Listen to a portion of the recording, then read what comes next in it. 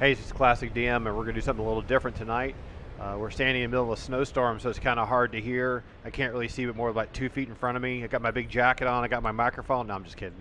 When you're designing a map and you're designing a dungeon, if you bought a store-bought module or you got some official content from Wizards of the Coast or whoever you're getting your stuff from, this really takes a lot of effort as a DM to make it really awesome, really cool. And what we're going to do is talk about how do you go about doing that? A lot of folks are like, I don't really know what's the best way to go about doing that. I tell you what we're going to do. We're going to take one of my favorite spaces in Glacial Rift of the Frost Giant Jarl. I'm going to show you how it was devoid of anything cool in the beginning, and then we're going to show you what we did and what we thought about how to make it interesting. And if you've ever seen the episode, you've seen the fight. The fight was really cool, really exciting. A lot of nastiness happened, a lot of unforeseen things went down. But let's just do this. Let's just start from the beginning. Glacial Rift Frost Giant Jarl, right? Let's get our module version up. Here's the module version. Let's go to the map. At one point in our adventure, this is the map of the actual rift itself, right?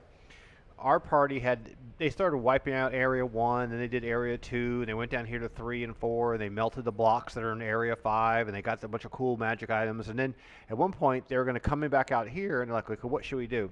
And I let people on the Patreon page vote, and there was a number of things that had happened. The party, first of all, had gotten themselves a copy of an ancient, it's actually Grey Dwarf Doiger map. This map that's kind of hand drawn like this, right? They couldn't read the writing on it. They knew it was kind of dwarven or something. And they had this map of the upper level and then the lower level. And they're like, well, this is all like weird giant writing. And I gave people who were watching the show at the time a chance to say, hey, where's everyone go? What are they going to do?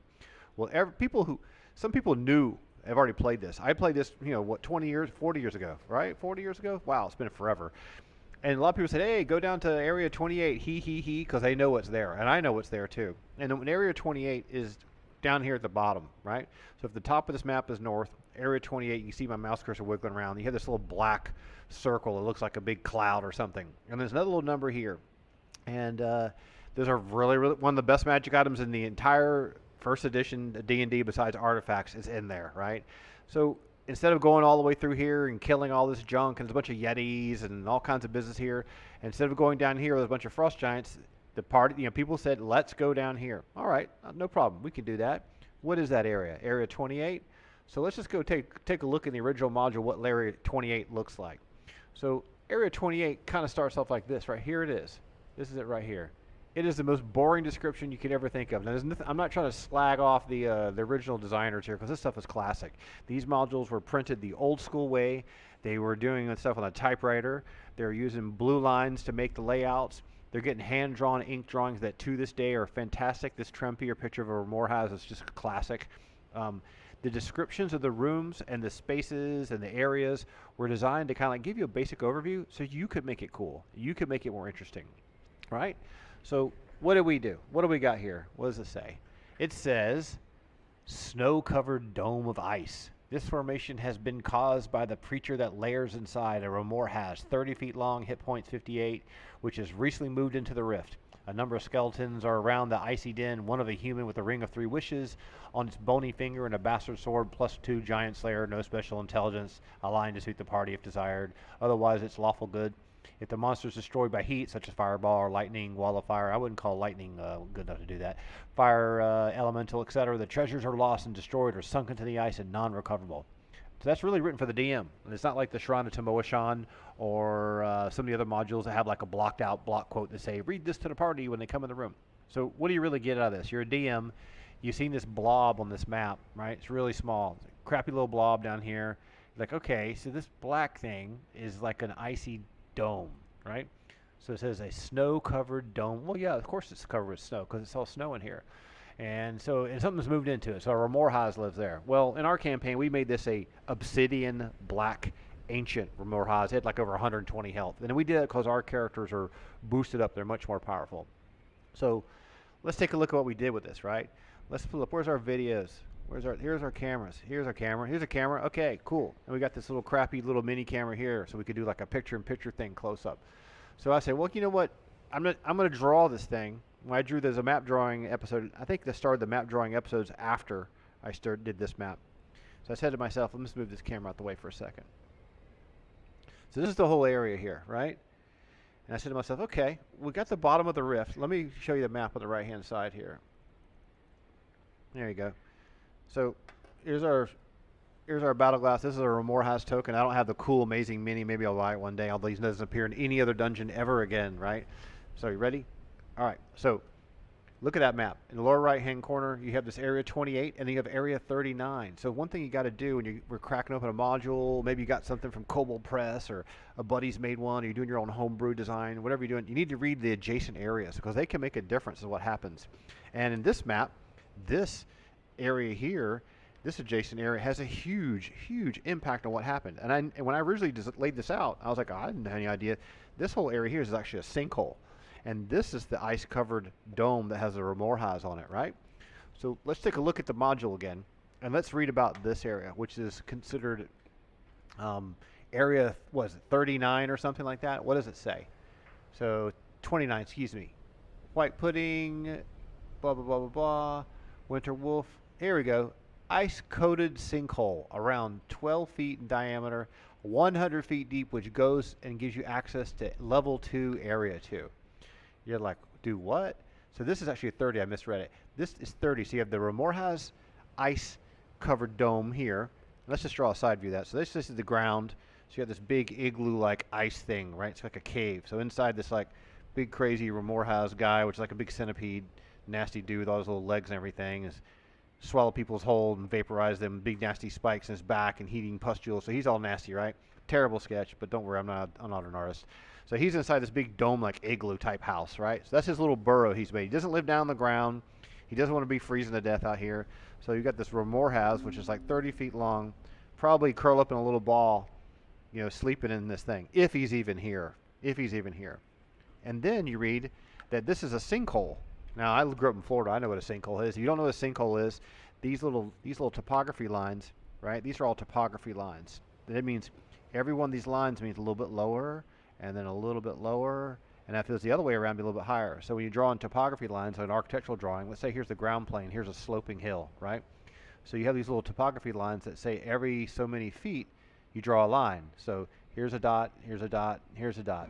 So if you're drawing the topography lines, it would be like here's a slope, here's a slope, here's a slope like this, and there's another slope out like this. Does that make any sense? So they're trying to give you a sense that this goes downhill. So this goes downhill from the side view. So that's how topography lines work. I use a lot of those in my maps. In fact, you'll see even in this little cave here that I created, these are photography. These are topography lines. That means that this is kind of sloping down. So this thing here slopes down. This slopes down. This slopes down. So think of it as a swimming pool. So it's a sinkhole, though. That means it's kind of solid. It's not just a big gaping hole. It means it has a surface you could walk on. So let's put Vrinjar up here. So the Vrinjar is big here. Here's Eliphanisi. Put the Druid here on the other side. This is about to give you a sense of scale. Here's a winter wolf. Right? This is how big a winter wolf is, right? So let's just put our little mini baby camera up there while we talk about that. Let's turn that camera on real quick. Where is it at? There we go.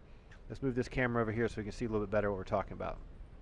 This is something new I'm experimenting with. It's probably terrible, but who cares? Right, cool. Dude's sinkhole, right? So here you go. So you can see a little bit better the detail that we're talking about. So we've got this, you know, someone stands here. If you tried walking on this thing, you could probably jump across to here and you probably slip and fall in. So this is like sloping down pretty dramatically.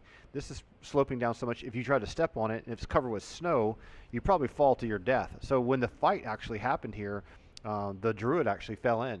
It was pretty crazy. It's pretty scary. She fell into the sinkhole. So you got to go back and read the adjacent areas, and you got to read them thoroughly. Let's go over here and look on here to the right-hand side here a little quick. So remember we're reading this area 30, ice-coated sinkhole. Well, what we decided to do, so we don't want it to just be an ice-coated sinkhole. That would mean that this would be like a little lake, like in the G.I. Joe public service announcements, like where the kid falls on the ice. That means this will just be like ice, right? And it's a sinkhole covered with ice. So that's kind of not as cool. Because then you would just walk up to it and go, oh, look, there's a little ice there, and I can see there's a hole down below. Let me just break the ice and jump in. Nah, we decided not to do that. Here's what we have instead. This is a sinkhole, meaning it's just covered with snow drifts, because down underneath there are white dragons. You're like, what? And do what? So remember this description here? Ice-coated sinkhole. Excuse me, was that highlighted wrong?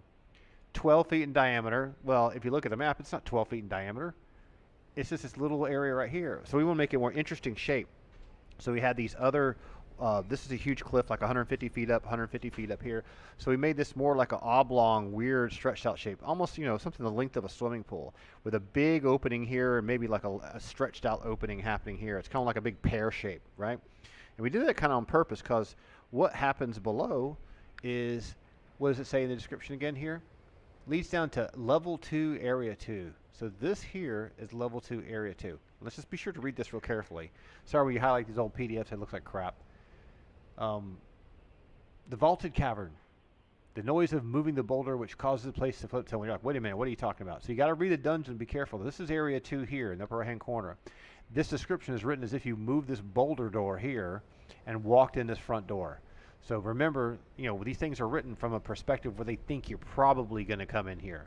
But in reality, what's really happening is the players fell through the sinkhole. So this is a nest of two mated pair of white dragons. So 2 white dragons are kept here.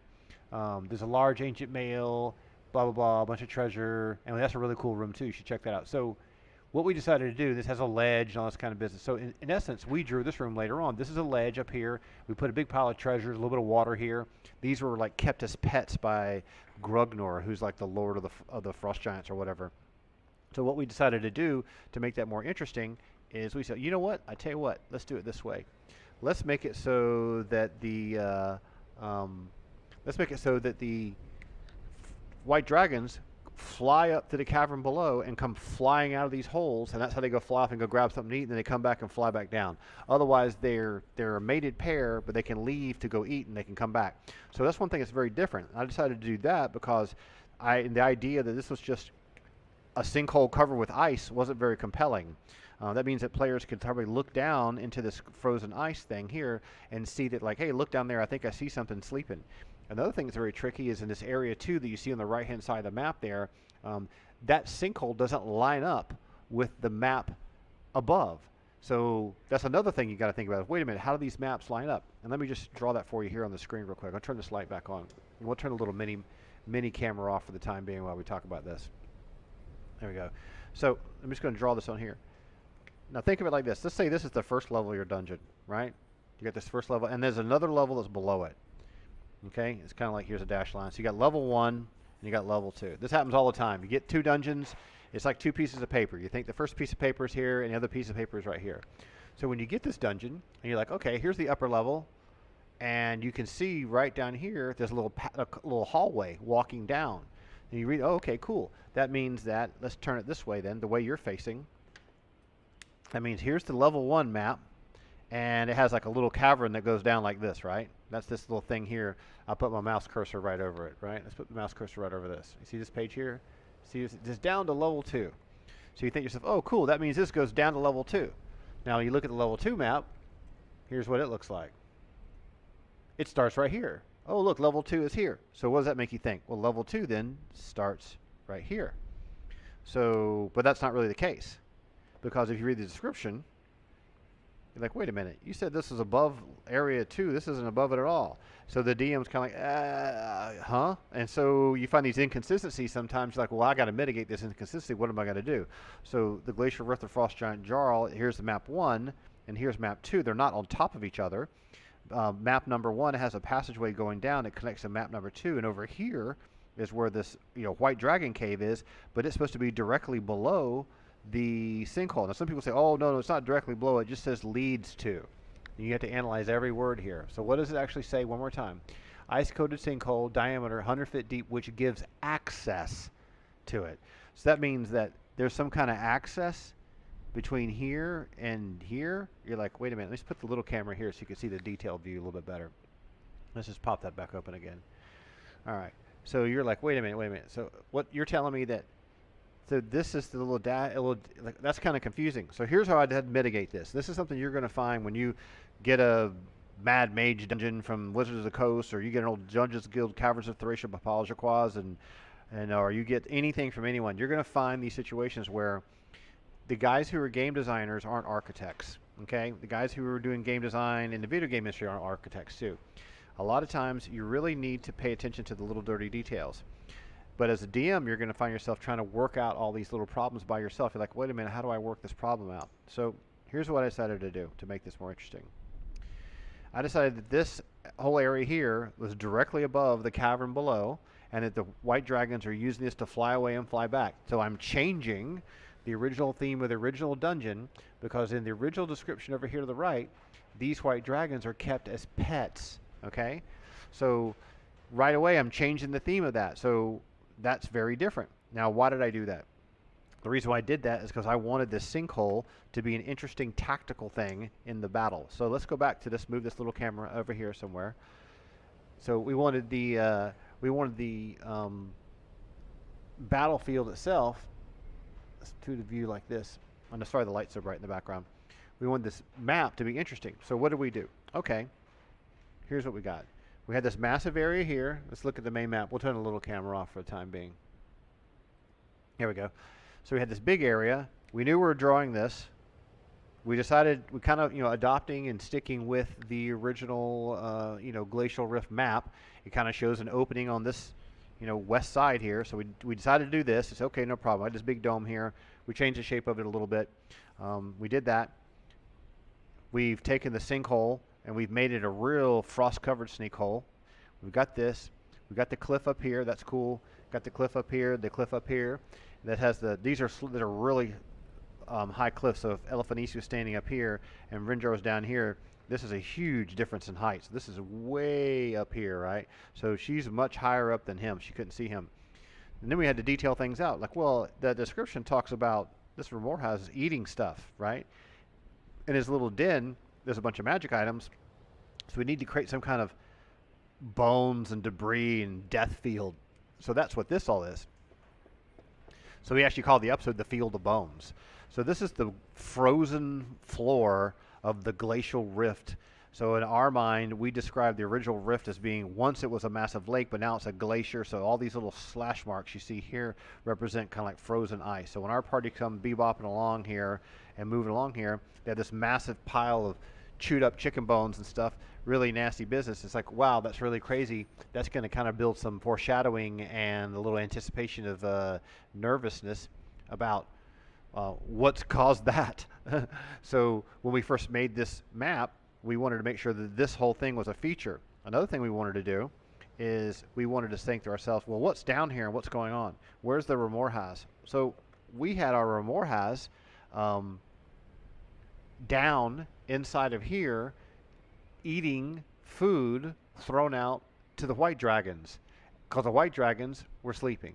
So the Remorhaz and the white dragon, which are both, I would say, on par with intelligence level, with the Remorhaz being more like an animal intelligence than the dragons, we decided that there was a symbiotic relationship. The Remorhaz, which is kind of like a carrion crawler kind of a guy, he's cohabitating in the general vicinity. No one's giving the Remorhaz food to eat. If you had a bunch of vultures and there's roadkill, the vultures are going to eat the roadkill.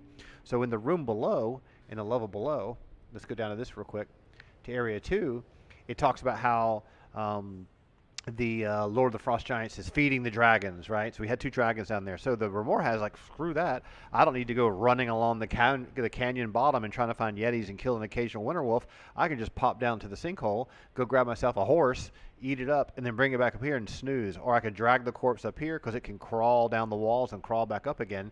It can crawl itself up, get the food, come up here, eat it, take all the bones like a little crab, and throw the mess out here. Have you ever seen a little crab build a little crab hole at the beach? They live down in a hole. They keep this thing tidy.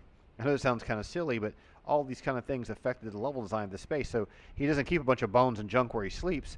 Then maybe there's a dead person here, a magic item, but this isn't an animal that hoards magic items, unlike the big hoard of treasure that the dragons are using. So that gave us the reason to create this field of bones. And in the original map, this is another interesting detail. In the original map, you've got this big block right here. They have a new block over here. So what these really are, I call these are like ice stalagmite rocks. Let's just move this little camera out of the way for the time being. So this is representing like a rock. If you look at it from the side view, you have this huge rock that goes up like this, right? So here's the ground plane. Here's the height of someone standing there next to it. So we had this huge rock that we wanted to put in there. Now that rock made an interesting situation because it was close enough to this field of bones, and with this thing being a dome, almost like imagine like a big dome ceiling in a church from the Renaissance. This is a big dome. This is this huge rock happening here. There's a big pile of bones that are undulating up, kind of coming up to the top and going down, almost like a barrel vault or something.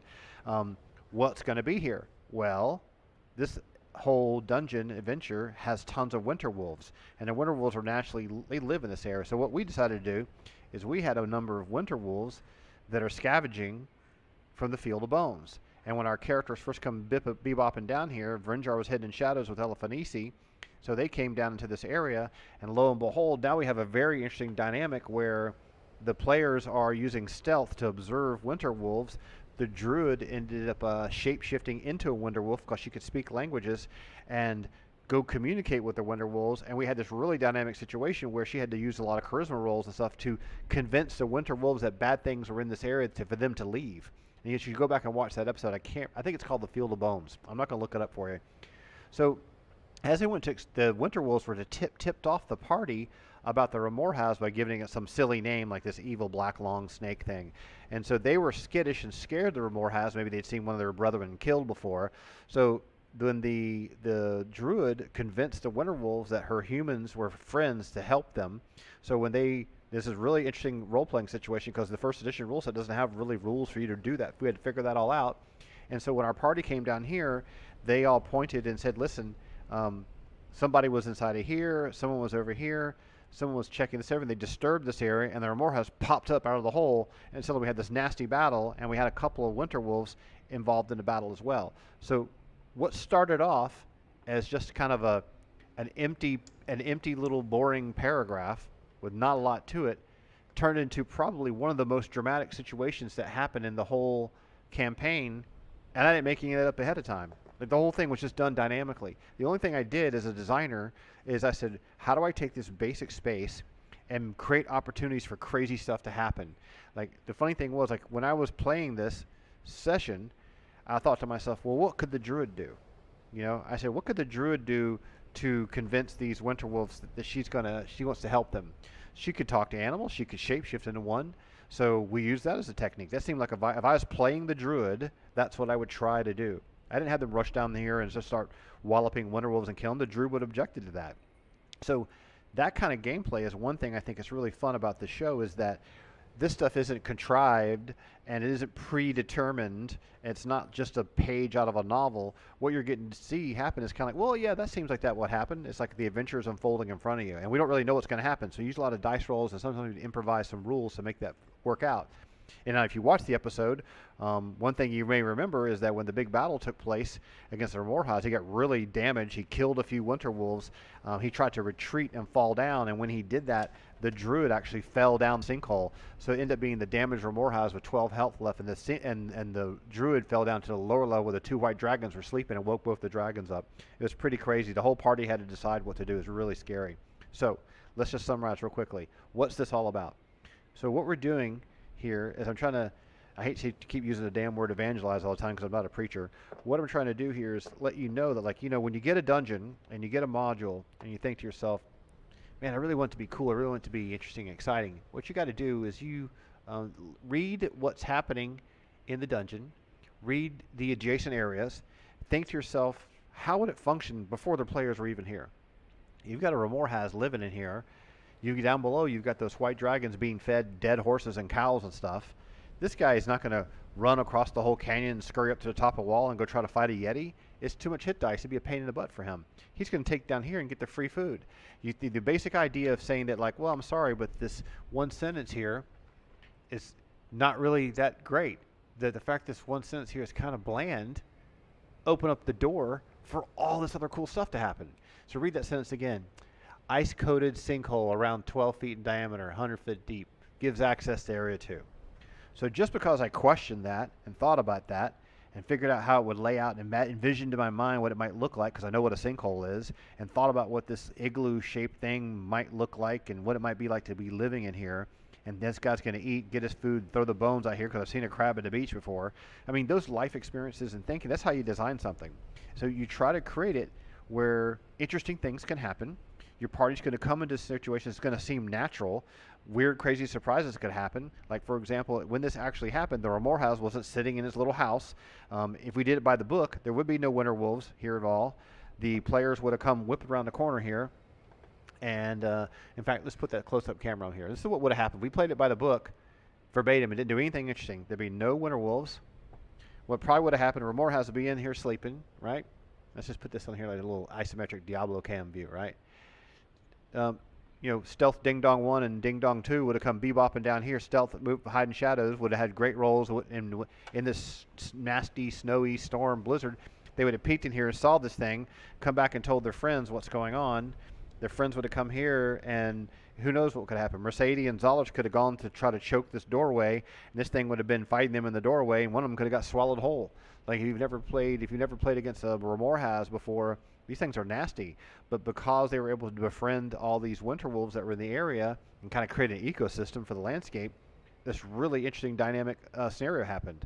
And this isn't a party that's like, well, I just cast Fireball and blow everything up. We're trying to make this feel like real characters who are really there, as if they're like in a film or a book or something, right? So in summary, be sure you look at your module, read all the adjacent areas, think about what connects to what, okay? Think about what might happen, and don't be upset if it doesn't happen the way you think it's going to happen. I've read some forum postings from the 5th edition groups. It's like, what am I going to do? The players keep murder killing all my NPCs. Like, so don't worry, let them do whatever they want to do. What you need to do between sessions, think about, well, the module said there's a Ramorhouse here, and there's a ring of 3 wishes buried in the corner. I'm just going to leave it like that because that sounds awesome. And then your players are going to come on some boring, flat battle map with nothing. This wouldn't be here. You probably have like a pile of bones in the corner. Like, yeah, the Ramorhouse has only eaten 1 meal in the last 72 years. And there'd be a thing of ice, and someone would walk into, oh, I walked down here and check it out. Oh, you see a bunch of ice, and you think you see darkness below. It's like, okay, whatever. A normal player is not going to be intrigued by that. You've got to create situations that the players can be like, holy crap, what should we do to improvise here? They had to improvise to deal with the winter wolves. They had to improvise to deal with the Ramorhouse when he comes popping out of the hole. We had kind of a whole ecosystem coming here. I mean, it was really exciting stuff, and we didn't know what was going to happen. So think about these basics.